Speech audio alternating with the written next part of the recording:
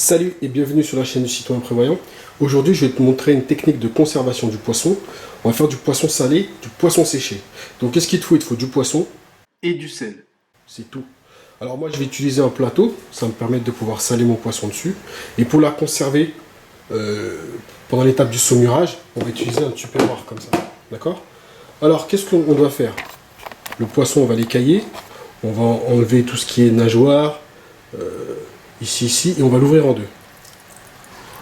Tu vois, qu'il soit bien vidé comme ça. Et on va le disposer sur notre plateau. Et on va saler recto verso.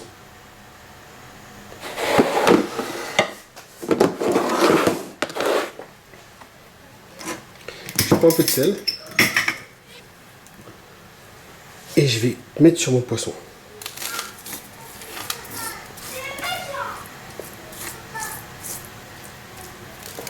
Là, on entend les enfants qui sont en train de s'amuser de l'autre côté. Sympa quand je fais une vidéo.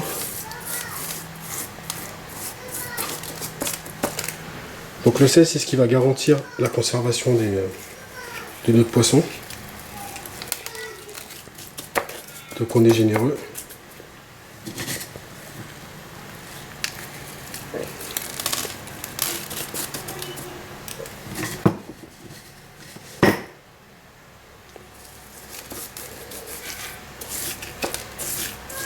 On en met bien.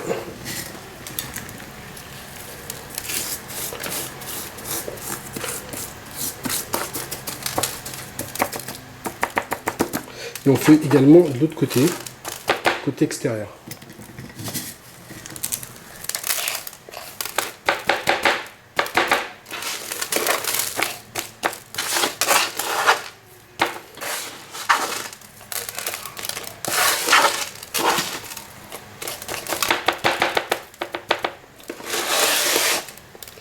On va prendre ce poisson et on va le mettre dans le bac.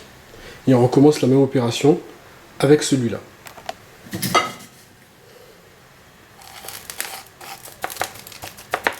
Et voilà.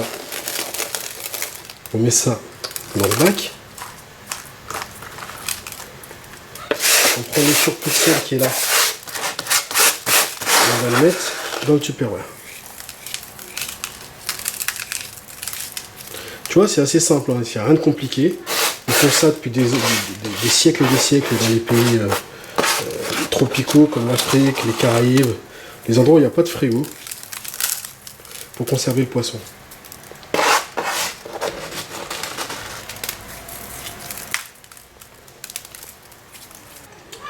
Donc là, le poisson il est fini. Tu remets le couvercle dessus.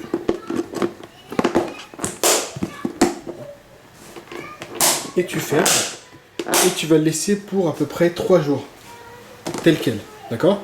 Tu vas voir que ça va créer une saumure liquide.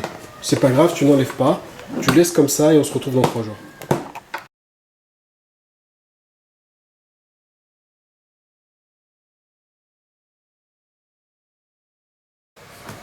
Donc là, nous voilà 3 jours plus tard. Vous faites comme vous voulez, hein. Vous le mettez 3 jours à température ambiante ou alors vous le mettez dans le frigo. Ça change rien, de toute façon c'est dans le sel et ça ne bougera pas. Alors une fois que vous avez passé les 3 jours, voilà ce que vous allez obtenir.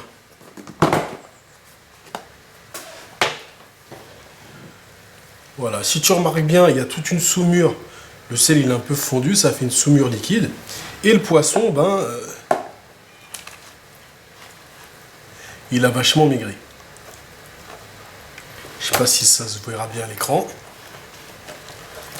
Mais comme il a perdu de son eau, le poisson a maigri. Donc là, ce qu'on va faire, c'est qu'on va l'essuyer. D'accord? Et on va l'ouvrir. Parce que maintenant, on va passer à la partie séchage du poisson. Donc j'utilise un plateau. On va utiliser du sopalin pour enlever l'excédent d'eau.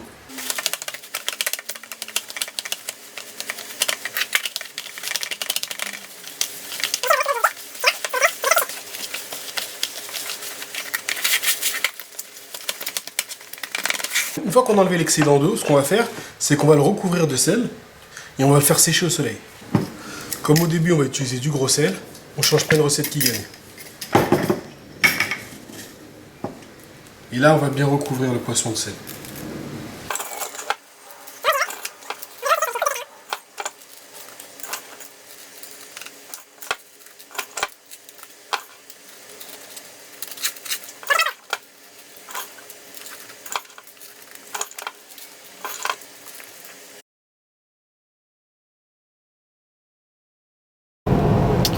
Donc là, j'ai mis les poissons au soleil. Je les ai séparés, je les ai mis chacun sur un plateau, sous cloche. Normalement, les poissons devraient être séchés au bout d'une semaine. Et si c'est pas le cas, je prolongerai d'une semaine. Donc je les laisse dehors toute la journée et le soir, je le rentre. Et ainsi de suite tous les jours. D'ici une semaine ou deux, j'aurai du poisson séché.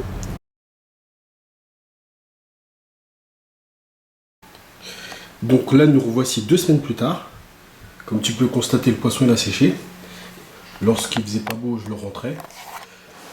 Donc du coup, ça a pris 2 semaines au lieu d'une semaine parce qu'effectivement, il n'a pas fait très beau ces dernières semaines.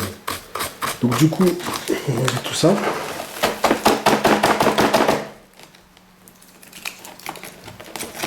Alors c'est fait artisanalement. Hein. Tu vois bien que là, c'est bien sec.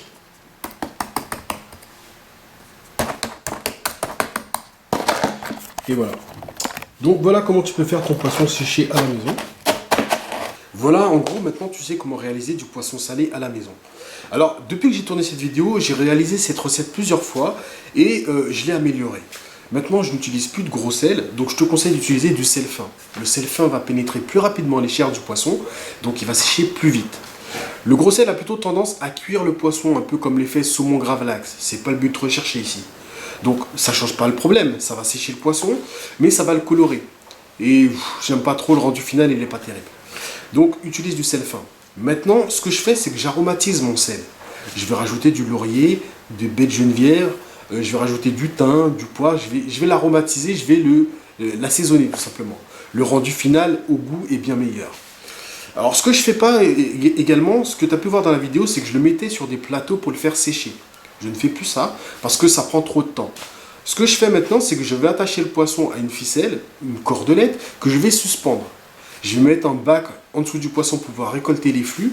Mais cette technique va permettre de sécher le poisson plus rapidement parce que le vent va balloter le poisson comme ça et ça va sécher plus rapidement. Donc c'est ce que je te conseille de faire. Je me suis rendu compte également qu'il n'y avait pas besoin de rajouter autant de sel. Donc mets-en beaucoup moins, pas besoin de mettre une croûte de sel pour pouvoir saler ton poisson. Alors comment je fais pour consommer ce poisson une fois qu'il est séché ? Il y a plusieurs techniques. Tu regarderas sur YouTube des recettes de poissons salés et tu auras une ribambelle de recettes selon les goûts de chacun. Moi, ce que je fais avec, c'est que je fais par exemple des beignets de poisson, un peu comme les acras de morue, tu vois. Je fais ça. Alors, j'utilise aussi du poisson salé dans des sauces, dans ce qu'on appelle le court-bouillon, et ça marche très bien aussi. Voilà. Cette technique est assez pratique parce qu'elle te permet de conserver le poisson sans frigo. Par exemple, si tu vas à la criée et tu arrives à avoir un bon prix sur une caisse de poisson et que tu n'as plus de place dans ton congélo, dans ton frigo, ben ça peut être une manière de conserver une partie de ton poisson. Et en cas de rupture de la normalité, c'est toujours bien de connaître des techniques de conservation des aliments. Voilà. J'espère que cette technique t'a plu. Si c'est le cas, je t'invite à me laisser un pouce bleu, à t'abonner et à rejoindre plusieurs dizaines de milliers de citoyens prévoyants. Et je te dis à très bientôt pour une nouvelle vidéo. Ciao!